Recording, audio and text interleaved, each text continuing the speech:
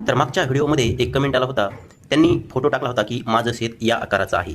आता हे शेत किती एकर आहे, किती गुंठे आहे, किती हेक्टर आहे, किती आर आहे, हे आपण या ठिकाणी काढणार आहोत आणि तेही परफेक्ट काढणार आहोत. व्यवस्थित बघा, पहा. तर या ठिकाणी पहा, हे म्हणजे अनियमित आकाराचं शेत आहे. याला एकच आकार नाही. मग याला काय करायचं पहा.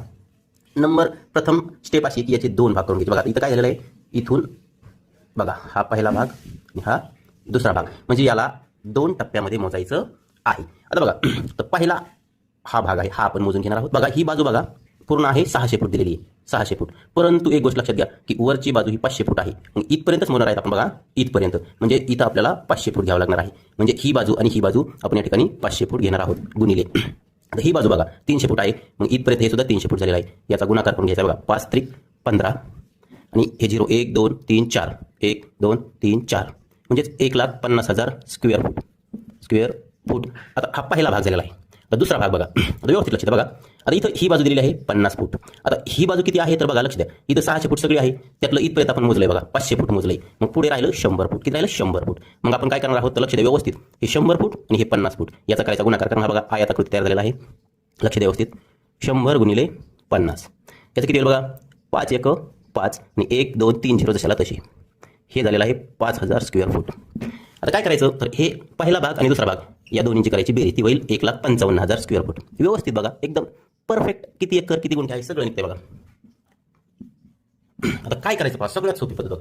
आता जर आपल्याला गुंठे काढायचे असतील, गुंठे, तर 1,55,000ला 1089 भागायचं. आता 1089 भागलं की आपल्याला याचे मिळतात बघा 142.33 142.33 गुंठे.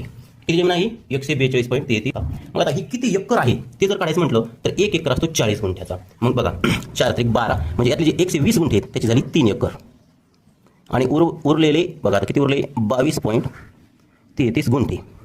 म्हणजे ही संपूर्ण जमीन एकरमध्ये जर सांगायची म्हटलं तर 3 एकर 22.33 गुंठे एवढी जमीन आहे.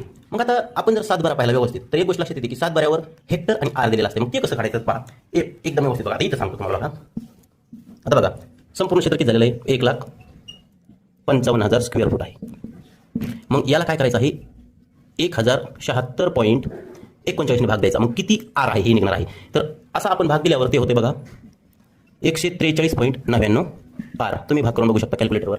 आणि याचं जर हेक्टर किती जर म्हटलं तर 100 आरचा 1 हेक्टर असतो. म्हणजेच 1 हेक्टर आणि वरचे हे 43.99 आर. 7 बाऱ्यावर तुम्हाला हे बघायला भेटतं बघा 1 हेक्टर 43.99 आर.